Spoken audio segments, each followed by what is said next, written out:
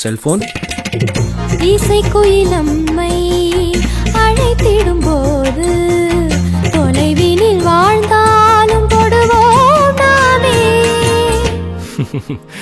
Cigarette வீரல்களின் இடையே ஒரு வீரல் போல சில நொடி வாழ்கின்ற ஆறாம் விரல்.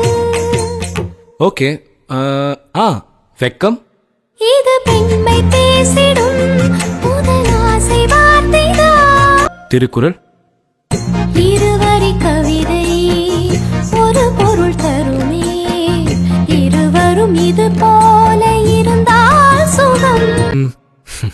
காதல் கரிணி சரி கரி கரி